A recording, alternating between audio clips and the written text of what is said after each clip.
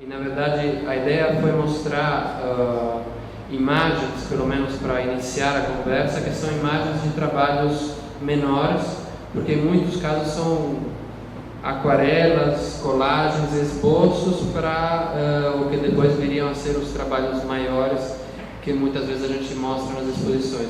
Essa exposição que a gente fez no ano passado, por exemplo, que o Josué mencionou, era uma exposição sensacional, né? Realmente a melhor exposição que a Leda fez até hoje, mas eu diria que se tem algo que eu teria gostado de incluir que não estava, eram esses trabalhos pequenos, né? Eram quase todos trabalhos de grandes dimensões, que é um pouco que a gente associa à sua cara mais institucional, entre aspas. Então acho que como a conversa hoje era uma conversa a partir do convite mesmo, uma conversa mais informal e também para falar do processo criativo, a gente vai mostrar trabalhos menores e que em muitos casos são o ponto de partida para os trabalhos mais conhecidos. Oi, boa tarde, é um prazer estar aqui de volta com vocês. Foquei mais nos trabalhos recentes e também numa questão de processo criativo, assim, porque muitas vezes as pessoas pensam, mas da onde surgem seus trabalhos? Porque assim, eu chamo de pintura, mas na verdade eu também chamo mais especificamente de pinturas objetos, elas são construídas. Então eu não tenho um processo assim que chega no ateliê e vai pirando, nada de pirar, porque eu tenho que preparar a imagem, criar a estrutura, pensar a construção, a parte de construção é uma parte complexa. Bom, eu vou mostrar que essa aqui é a mais recente, que é uma apropriação de um mostruário que eu achei na rua de xadrezes. Achei na rua em Nova York, na frente da loja, e tinha amostras de xadrez produzidos no mundo inteiro. Então, na verdade, um assunto que me atrai desde o princípio, que está relacionado com a ideia de apropriação, eu gosto do que os outros gostam. Quer dizer, a questão do gosto é basicamente o que me guia. O que as pessoas escolhem para vestir, ou o que as pessoas escolhem para pôr nas suas casas, né? Eu acho que até nos trabalhos dos anos 80 e 90 tinha muito essa questão do mau gosto. Algumas pessoas chamavam o meu trabalho assim de kit, mas eu não penso em mau gosto e bom gosto. Eu penso que as pessoas têm uma relação afetiva na hora da escolha. E essa coisa dos materiais esportivos, eu comecei a perceber assim uma profusão, assim, porque antigamente no domingo eu reparava, as pessoas punham aquela roupa bacana para ir na missa. Domingo era aquele dia de você tomar banho, se vestir, né? E aí subitamente no domingo você vai na padaria e tá todo mundo com a camisa do time, assim, ou então assim com aquela camiseta da Argentina escrito Messi. E eu acho isso curioso, mesmo também as coisas das cores e dos números, assim, que também você vai andando pelas ruas e tem aquelas pessoas assim com o número 14, lá vai o 32, eu acho incrível, porque não é bem o que eu gosto, mas eu acho curioso o gosto da pessoa, aquela escolha, e até mais recentemente nos trabalhos de futebol, a questão do patrocínio, que vem escrito bem grande, Seara, assim, né? No caso do meu time. É uma loucura você comprar a camiseta, custa uma fortuna, vem escrito Seara, mas está valendo, porque na verdade a questão do gosto passa muito pela coisa da identificação do sujeito. Quer dizer, assim, dentro desse mundo entupido de imagens, você vai selecionar a imagem com a qual você quer ser identificado. Então eu acho curioso, acho que a sociedade muda meio rápido, acho que o gosto muda super rápido e eu me interesso, assim, porque isso parece muito importante para as pessoas, porque acho que justamente numa sociedade totalmente massificada, você tem que encontrar o seu nicho está identificado por um tipo de imagem. Em geral, quando tem foto no meu trabalho, eu mesma que fiz a foto. Essa é. Não, porque normalmente, ou não normalmente, mas na maioria dos casos você eu acho, se apropria ó, nesse de aqui já é. ou de elementos que você acha. Esses daqui já é. Então, apesar de você pintar em cima, então a coisa muda um pouco, mas são coisas que já existem. E aí tem uma parte relativamente pequena na sua produção que você mesmo imprime. Até agora no esporte, aquelas das bandeiras dos times, né, das cores. Eu venho criando umas estampas que são meio baseadas já nesses estudos das aquarelas e também, no caso, começou a ter essa tecnologia que você pode imprimir suas próprias fotos, né? E eu comecei com as paisagens, depois eu enfiei também umas pessoas, assim, porque as pessoas começaram a virar uma estampa também, né? Nas revistas, sabe? Que você vai virando, você não conhece ninguém, mas você continua olhando mesmo assim. Aqui já são os estudos para os trabalhos de futebol, considerando a questão das listras, né? Esse é um dos que eu achei mais legais, como esse daqui, que foi feito com camisetas oficiais mesmo, como ele é abstrato geométrico, ao mesmo tempo como esses times são super famosos ou importantes, imediatamente a pessoa começa a enxergar o Barcelona, o Flamengo, o São Paulo, o Fluminense. De onde vem o repertório formal, esse repertório formal orgânico? Como ele começa para você? Onde começou para você? Eu não sei. Olha, eu acho que muito do jeito que eu fui criada, assim, realmente os meus pais eram arquitetos modernos. E a minha casa só tinha esses móveis de design moderno, assim. E eu sempre me afeiçoei, assim, um pouco com essas formas abstratas, sabe, tipo o Ivan Serpa, assim, ou Sensor Flexor. Eu acabei desenvolvendo recortes, os trabalhos acabaram sempre sendo recortados. Nunca funcionava a tela em branco não existe, assim, eu não consigo. Sempre estou meio construindo através das estampas. E aí eu comecei a volumar os trabalhos a uma certa altura nos anos 90, depois eles ficaram bem volumosos mesmo, com 50 centímetros assim. E aí sempre com essas formas orgânicas que eu gosto ainda de pensar que elas são não agressivas, são afetivas, né? Algumas pessoas veem isso no trabalho, eu não faço isso propositalmente, mas ele fica... Não, eu faço propositalmente, eu faço. Ele fica fofinho, eu gosto que fica fofinho. Aí, tá vendo que tá escrito Rapidão Cometa, né? Eu acho incrível que isso venha escrito essas coisas. E outras pessoas falavam, nossa, mas você pegou a camiseta do Adriano, oficial do Milan. E pôs, e cortou tudo, sabe? Para algumas pessoas é uma blasfêmia que eu tenha cortado, mas na verdade essa é uma cor assim que hoje tem muito na TV, né? Eu gosto muito de ver os jogos, aliás, hoje estava tendo Barcelona e Atlético. Que são aquelas pessoas com as roupinhas coloridas, o fundo é verde, elas ficam correndo para lá e para cá e vai passando aqueles nominhos atrás que agora mexem. É uma coisa tão hipnótica, eu mal consigo ver quem tá ganhando, porque aquelas roupinhas vão indo assim, todas listradinhas, né? E agora, como o futebol é um esporte rico, elas são todas de design, assim, sabe? Que eu fiz também de skate, ó, esse próximo são umas lycras de skate. No caso eu piquei, assim, porque as cores eram bem bacanas. Agora, o skate é esporte pobre. Agora, tem uma coisa que eu acho... Não sei se você quer falar disso agora, mas eu queria entender, você fala que o seu gosto pessoal seria muito diferente desse gosto que você mostra aí.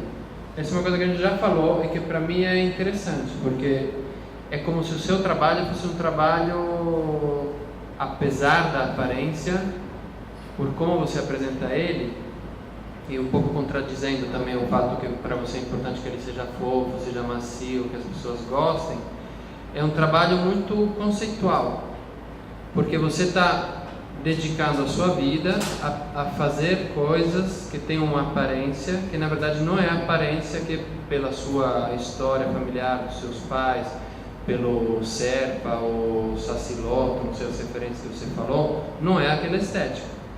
E você falou já várias vezes, eu escrevi, não sei se certo ou não, que você mostra tudo isso, porque na verdade, o que você falou agora, você está retratando um pouco o que acontece na sociedade, mas esse não é necessariamente o que você gosta, né?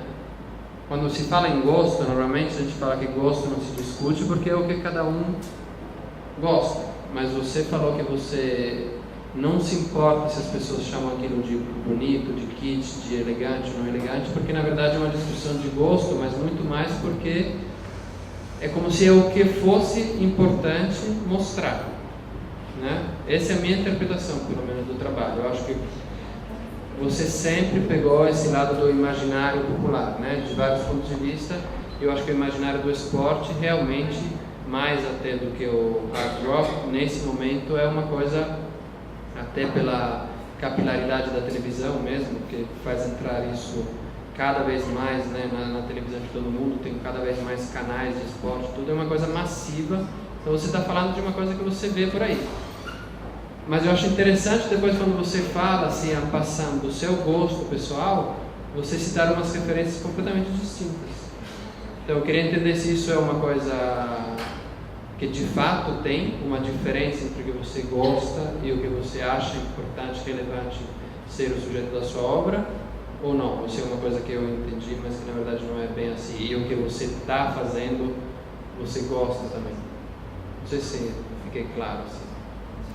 Mas não é claro nem para mim, na verdade, porque o meu ponto de referência principal é a questão do que as pessoas estão gostando, e quando eu comecei a procurar os materiais, que eu ia na 25 de março e vi um cobertor de onça, eu falei, mas quem põe isso na própria casa, né? E a questão, no caso dos anos 80, eu ia muito guiada pelo top do mau gosto, que na verdade era uma questão assim, diferença meio de classe, assim, porque para a classe popular era o top do bom gosto, então essa coisa de meio esse contraste, assim, ao mesmo tempo, eu não sei, eu sinto essa atração pelo kit ou pelo mau gosto, assim, muito ligada à questão afetiva, quer dizer, para as pessoas que escolhem aquelas imagens, né, aquilo é tudo, aquilo é super importante. Mesmo eu ia sempre, também, não é só porque eu moro do lado do estádio, eu ia sempre na 25 de março atrás desses tecidos, e eles foram sumindo e foi surgindo assim, Flamengo, Fluminense, Corinthians, Palmeiras, Santos, São Paulo. Então tem a toalha, a camiseta, a meia, o lençol, sabe? Tem assim a cortina, a roupinha do bebê, o enxoval inteiro, tudo do time, né? Para vender. E então era incrível, assim, porque na verdade é um movimento, esse movimento do gosto, ele vai se enfiando, é um movimento também da indústria, né? Do que a gente... E se aquilo é o que eles estão fazendo, é porque aquilo é o que está vendendo, né? Então, na verdade, as onças caíram muito, tem muito pouca onça agora. E mesmo figuras, assim, eu parei um pouco de ir na 25 de março, porque não tem mais aquelas estampas.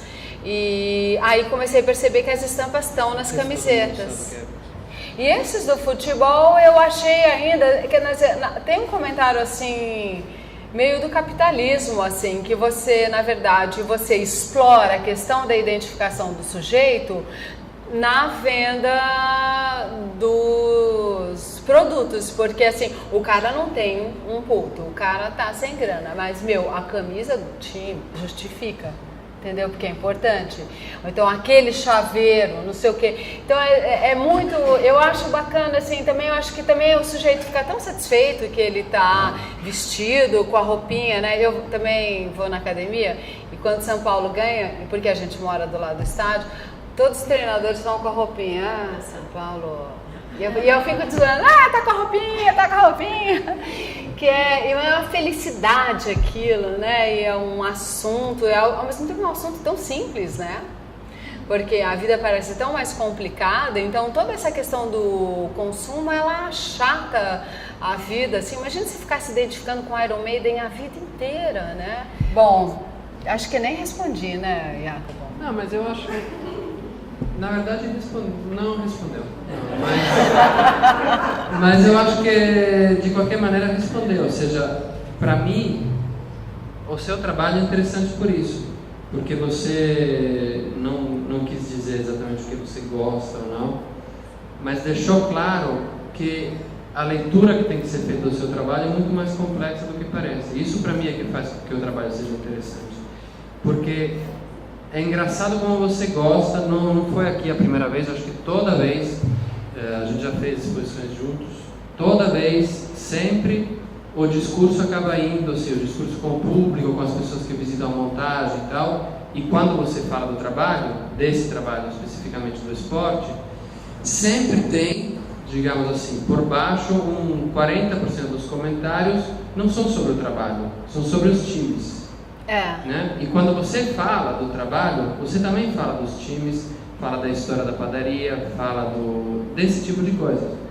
Então, aos poucos, eu cheguei à conclusão que esses comentários que poderiam parecer acessórios, na verdade são o cerne do trabalho. Então, o trabalho não é aquela coisa bonitinha, pintada, não. O trabalho é o que os times querem dizer para todas aquelas pessoas, até para a gente. E até as outras questões que estão, como você falou, ou do achatamento do gosto, ou da discussão do que é bom gosto, do que não é, isso não é um problema de hoje, no seu trabalho. Desde o começo, desde a toalha de oncinha, está aí uma discussão muito mais profunda, ou seja, a visão generalizando, do curador ou do colecionador que chega e fala, isso é muito kit, é uma visão muito parcial. O trabalho, na verdade, é muito mais aberto à interpretação de quem está olhando do que outros tipos de trabalhos. Exatamente porque eu, como curador, vou ter uma visão, talvez, errada ou parcial, da mesma maneira como o cara que chega e fala, pô, mas você fez do Santos, você não fez do São Paulo. O fato que o seu trabalho suscite essa discussão de qual comentário é mais certo, para mim, é o centro do trabalho. E essa questão é uma questão que está agora muito fácil pelo fato de todo mundo ter um time do coração, digamos, né? Mas que na verdade está no seu trabalho desde o começo, desde aquelas estampas teoricamente kits e que você podia ler ou não ler como kit, como máximo do bom gosto ou do mau gosto, dependendo da classe social a qual você pertence. Todas essas questões estão aí. Tem outras questões que a gente falou, por exemplo, aqui, que são questões que não estão especificamente no trabalho, mas que para mim sempre foi uma questão interessante. Tem a camiseta do Adriano, que é da Inter, não é do Milan, mas tudo bem. Que mancada, é que eu tava nervosa. Mas tem os nomes desses caras, são incríveis. É uma discussão que na verdade não tem a ver com o Brasil, porque são todos times europeus, ou alguns, ou pelo menos os nomes são de jogadores europeus. Mas tem Sissoko, tem Kaká, Adriano, tem Weah, tem uma série de discussões geopolíticas, digamos, ou sociais possíveis. Tinha uma que acho que não é essa, do Lewandowski, não sei se você lembra, quando a gente inaugurou, o cara tinha acabado de fazer 4 gols numa semifinal de Champions League. Ele fez 4 gols no Borussia, mas era o mesmo nome do cara do tribunal, do juiz. Mas não é pelo fato de ser o juiz, aquilo era só uma coincidência, mas o fato das mudanças geopolíticas na Europa também. A Europa do Leste tem vários nomes de jogadores da Europa do Leste nos seus trabalhos. Ou seja, sempre, de uma maneira ou outra, a análise que dá para fazer dos seus trabalhos vai muito além do âmbito da arte ou do gosto. Então, nesse sentido que eu acho que você não respondeu, mas você não respondeu porque a maneira como você fala do trabalho muitas vezes não é uma maneira direta, mas pela escolha que você faz do que você quer dizer do trabalho, eu acho que já diz muito de onde realmente o trabalho acontece. Olha, tem uma visão mais geral ainda, que eu penso sobre isso, que é assim, eu tive uma formação assim, de esquerda. Meus pais eram comunistas e tive um certo conflito, porque minha avó era totalmente católica, então é uma coisa assim um pouco difícil, mas na verdade, sabe, também era ditadura militar e a gente pensava assim, o que dá para fazer para mudar o Brasil, a liberdade, ou para melhorar o Brasil, para melhorar o mundo, para melhorar a injustiça. O Brasil ainda é assim horrivelmente injusto, mas era muito pior nos anos 70, com assim, aquele monte de gente morrendo de fome e tal, né? E aí eu acho curioso, assim, como caminha a humanidade, porque na verdade existe essa perversão do capitalismo para vender mais mercadorias, então tem esse apelo do gosto, do que você precisa ter. Você não vai ter uma casa que não tem nada, entendeu? Inclusive agora eu tô com uma sala lá que era a ateliê do meu ex-marido e eu deixei nada, eu deixei uma mesa com 2 cadeiras e eu falei, a sala de francês, não vou fazer nada nessa sala. Você não faz um home theater, você não faz não sei o quê, porque você sabe, você tem que estar sempre precisando, você tem que estar sempre comprando, você tem que estar sempre devendo, você tem que dividir no cartão. E é uma coisa estúpida, porque os problemas reais são muito mais profundos e estão lá do outro lado. Agora, sabe, na verdade, há uma frustração na geração dos meus pais e também dos nossos professores da USP, né? Porque a revolução não funcionou, o sonho acabou. E eu me lembro assim, porque quando eu era criança, os meus tios falavam, não, isso aqui tá uma merda, mas na União Soviética, o Lenin, mas isso já era anos 60, todo mundo acreditando que estava rolando, porque quando vinha aqueles atletas da Rússia para as Olimpíadas, pô, os russos estão super bem, porque os caras ganhavam todas as medalhas, mas eles transformaram o país todo num monte de ginásio, de ginástica olímpica,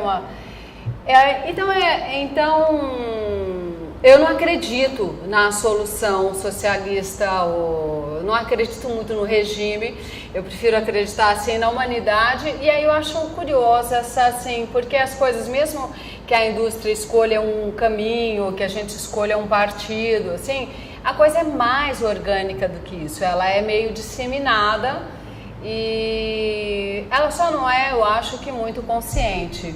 E isso eu acho também, eu não tenho uma posição de cobrança, pelo contrário, eu acho interessante esse agora o trabalho que estou fazendo agora com estampas chinesas que eu achei na China, que é assim, sabe, é duro demais, então você ter no gosto uma satisfação, ou na aquisição, ou na coleção, ou mesmo no consumo, tá valendo. Agora, eu não sei a que preço, né, mas bom, eu acho que como artista me cabe assim, não me cabe inventar a solução, mas me cabe observar. Você é brasileiro? Vou te falar, uma profissão. O negócio não dá certo, não sei o que. Aí você vai lá em Fortaleza, pobre, aí você vai no mercado, tem aquelas rendas. Eu mal consigo ir de uma barraquinha para outra, porque eu fico olhando aqueles desenhos, né, que são super artesanais e que agora são super sofisticados, repetidos há 1000 anos, né? Então isso vai entrando também no trabalho, assim, eu também desencanei, assim, passaram os anos, eu acho que se eu puder dar uma sugestão para todo mundo que for artista, não dá para você atualizar seu trabalho, agora você vai fazer, sabe, o que está todo mundo fazendo, você já faz uma coisa que é a coisa da sua cabeça, do seu tempo, entendeu?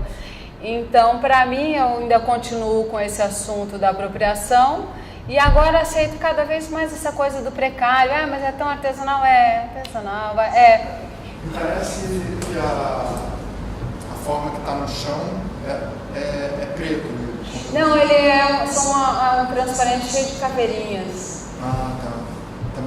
Porque eu ia perguntar, eu tinha achado curioso uma forma que aparentemente era sem nenhum tipo de lisa, só manchas né? pretas, essa escolha do que está embaixo, até que ponto aquilo tinha sido totalmente objetivo em terminar com essa mancha preta, ou se poderia, por acaso, eu acredito que não, mas se poderia por acaso ter entrado uma outra cor ali embaixo, e como foi essa escolha da última forma ser uma mancha preta? Não, na verdade a ideia de vir para o chão é um pouco uma ideia de que isso poderia se espalhar mais e mais, assim, com pequenos focos de imagem. E aí eu botei só uma bolotinha no chão, mas é um desenho bem aberto, assim, né, bem espalhado. É meio só isso, assim, ele dá uma vazada, assim, meio junto com essa ideia dos orgânicos e formas arredondadas, muitas vezes tem como as pinturas são pinturas objetos, ela depende, assim, da parede, ela cai, ela aproveita alguma coisa da parede, assim, para projetar volume ou para ter um movimento, assim, uma caída, né? E aqui o China Girl, e esse daqui, quer ver, eu vou mostrar. É assim, olha, aqui não dá para mostrar. Aqui embaixo, essa esquila maior aqui, assim, é a Regina Silveira. Eu vou mostrar lá. Aí eu fico sempre... Bom, não faz mal, né? A Regina Silveira, essa sou eu, tô com dúvidas. Esse aqui é minha galerista, eu tô pedindo uma data para expor, tá vendo? Tá. Esse aqui são meus assistentes. Quer ver? Esse aqui é o Daniel, que ele pediu para você, aquele com problema no cabelo. O Betinho, a Bruna, a Juliana. Ali são uns outros galeristas. Eu não posso falar esses outros. Eu fico pondo o nome nas pessoas. Ali são os colecionadores que estão com o saquinho, tá vendo? É o crítico. Sem ofensa. É o Aguinaldo.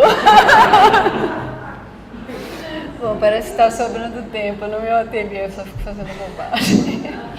Então, aqui esses tecidos franceses que tem essas figurinhas, né, eu não pude resistir. E daí eu fiz assim, e lá em cima é a Rochelle e a Lúcia Có estão se escondendo atrás da árvore. Na verdade, eu queria entender o que você consegue delegar para os assistentes e o que você tem que fazer sozinho. O que eles fazem para você? Eles preparam tecido, mas geralmente preparam tecido porque eu costuro, só eu costuro, ninguém costura. Então todas as coisas costuradas sempre sou eu lá na máquina, porque eu considero que a costura tem uma cara muito do desenho, né, da estampa. Mas só que naqueles outros trabalhos tem que recortar muita coisa. Esse aqui com os rebites é um flagelo, se a gente ficar botando as argolinhas assim, fica muito artesanal. Então precisa assim, de uma turma, bota um som e vai, né? Mas você tem uma ideia de como vai ficar antes? Eu faço, super importante, não dá para ser no acaso. Pode acontecer no fim, assim, por exemplo, mesmo esse China Girl, eu decidi praticamente não pintar. Eu inventei essa voltinha dourada e a conexão ali e eu faço os projetos. E eu mais ou menos vou controlando. Aí na hora da pintura tem algumas modificações, mas os assistentes eles preparam tudo com verniz, cortam a espuma, esticam no chassi. É uma coisa bem a parte mais braçal. Eu queria te perguntar que você falou que era difícil atualizar o trabalho. E aí recentemente eu fui na pintura como meio. A nossa exposição de 30 anos foi atrás. montada como se fosse uma reencenação, só que não exatamente, ou uma homenagem dessa exposição que aconteceu 30 anos atrás, e que agora ganhou uma nova edição lá no MAC USP. Isso. Como foi a conversa para esse projeto ser retomado? E, enfim, por exemplo, de cada artista tem trabalhos que eu não sei se são exatamente os trabalhos. De todos tem um ou dois que eram da época. Mas a ideia foi a seguinte, nós éramos estudantes da FAAP, alunos da Regina Silveira, e era super difícil conseguir um lugar que tinha pouquíssimas galerias em São Paulo, e só com aqueles artistas estabelecidos, o Gershman, o Granato, o Tosi, assim, né? E instituição não havia chance, mas a Araci Amaral estava no MAC e ela nos recebeu como alunos da Regina, e ela foi incrivelmente generosa e abriu um espaço. O Sérgio tinha essa ideia de que nós poderíamos voltar a pintar, muito embora na FAP não houvesse uma aula de pintura, a gente pintava escondido, e que a pintura podia também estar envolvida em questões conceituais, além de questões expressivas ou narrativas. Então a exposição para nós foi incrível, a gente não esperava. Quando a gente chegou lá em 83, era em agosto, o mar que estava entupido de gente. E na semana seguinte saiu na Veja, na Isto É, a gente era uns pirralhinhos, eu tinha 22. E aí, meio que junto, porque isso foi em 83, já aquela coisa geração 80 no Parque Lage foi em 84. E meio junto foi vindo um monte de artistas de tudo que é lugar, de Porto Alegre, de Belo Horizonte, assim, houve esse movimento, assim, com muita gente pintando também. E aí tinha a Casa 7, e aí a gente achava aquilo horrível, porque a gente era uma pintura como meio, uma coisa assim conceitual, e a Casa 7 era pura expressão, né? A gente falava, esses caras da FAO, né? E apesar de que eu estudei com eles na equipe. Mas aí agora o Sérgio, visitando o MAC novo, o 8º andar, pegou o Tadeu de jeito e falou, pô, Tadeu, tem 30 anos da pintura como meio. E foi uma coisa tão bacana da Araci, né? Então o Tadeu se animou e aí a gente resolveu juntar lá, fazer a exposição. Eu queria saber como foi para você esse processo todo, assim, para o seu trabalho. Nos anos 80 você começou super jovem, teve esse boom louco, né, até midiático da pintura, da geração 80, uma turma assim que explodiu. E depois o que aconteceu? Porque até lá todo mundo sabe, né? Depois a história está meio, para mim pelo menos, não está tão clara. Ou seja, o que aconteceu? No final dos anos 80, começo dos anos 90, até chegar a, digamos, segunda metade dos 90, 2000, que começou realmente a ter um mercado, ter galerias e tal, o que aconteceu? Como que todo mundo sobreviveu? Dando aulas. Mais ou menos. Olha, para mim aconteceu tão rápido e foi tão surpreendente, e, inclusive os próprios anos 90 que foram mó abaixo, assim, mas eu vinha estudando, me preparando para ser professora, achava quase impossível, mesmo que eu fosse artista, ia ser só lá em casa, assim, porque não havia nenhum espaço. Então o fato de ter surgido todos esses espaços, e na verdade surgiu um assunto comercial com a gente, com a minha geração, que não havia antes. Então, quando eu abri a pintura com meio, uma pessoa me perguntou qual é o preço, eu falei, do quê? Preço? Do quê? E aí a pessoa, não, quero comprar. Aí eu falei assim, bom, é 200, então, sei lá, 200 patacas. Aí a pessoa falou, não, mas eu sou galerista, então eu pago 100. Eu falei, não, é 200, se você quiser é 200, não tem isso de 100. Eu falei, não, mas eu sou galerista. Eu falei, o que é galerista? Tipo, eu não tinha, entendeu? Então não tinha nenhum sentido aquilo. Aí eu falei, bom, acho que eu preciso fazer preço. E aí só que imagina a situação, eu não tinha cara de falar 400, porque se você só vai pagar 200. Então era uma coisa totalmente iniciante, mas só que foi rápida também, porque só tinha Luiz Estrina, a Raquel Arnaud tinha um sobradinho minúsculo na Bela Sintra, que ela dividia com a Mônica Filgueiras, tinha a Galeria Bonfiore. Era gabinete de papel, assim, ela já tinha um Sérgio Camargos, assim, mas aí foi abrindo, pipocando, uma galeria atrás da outra, abriu o... Thomas estava no Rio.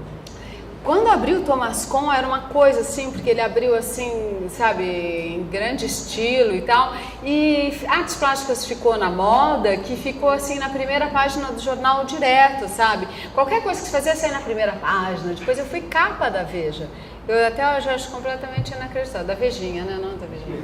Trabalhando há 30 anos, eu já fui parar para cima, para baixo. Agora, sempre pude continuar a fazer o trabalho. E, na verdade, esse movimento que há hoje de um comércio, assim, ostensivo, assim, com essa coisa da feira, né? Com pessoas dizendo que quer comprar qualquer coisa de você. Mas como assim qualquer coisa? Eu não estou fazendo qualquer coisa.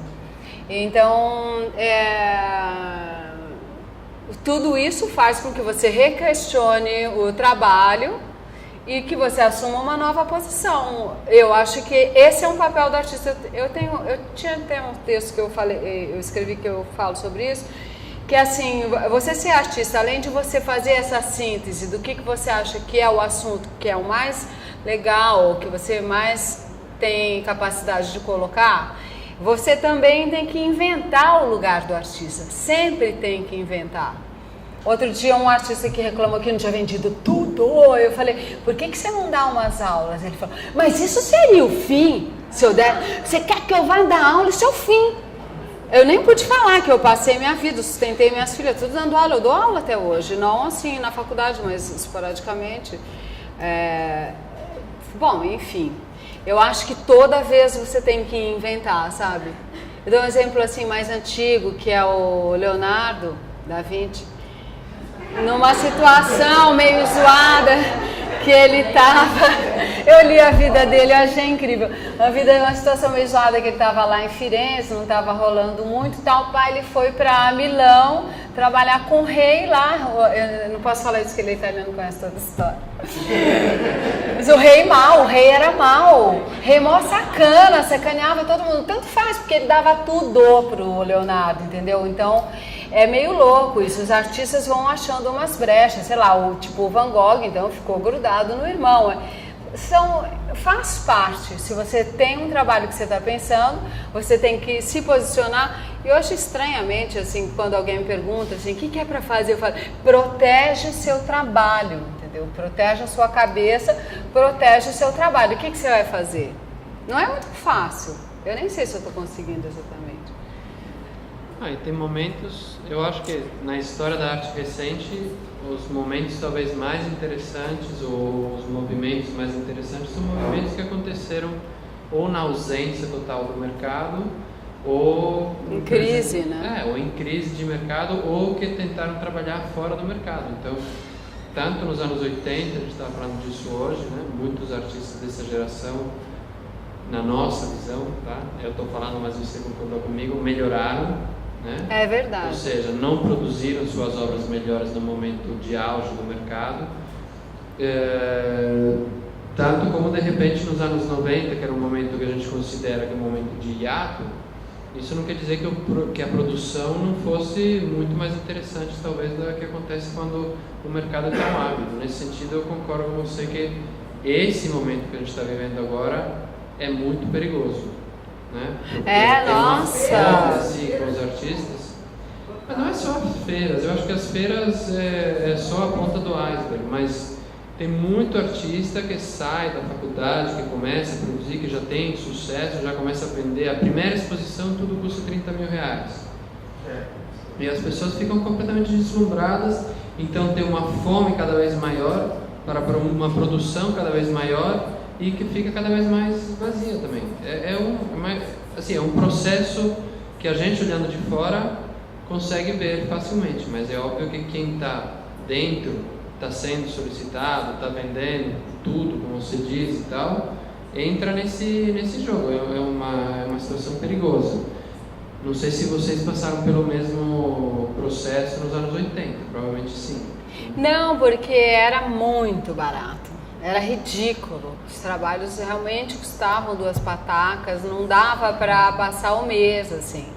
E acabou muito rápido, porque já em 89 os Estados Unidos invadiu o Iraque pela primeira vez, mas eu já tive assim aquela visão, nossa, entendeu? Que deu assim a crise total e nem tinha vindo o Collor ainda. Quando o Collor chegou, eu me lembro que era uma coisa assim...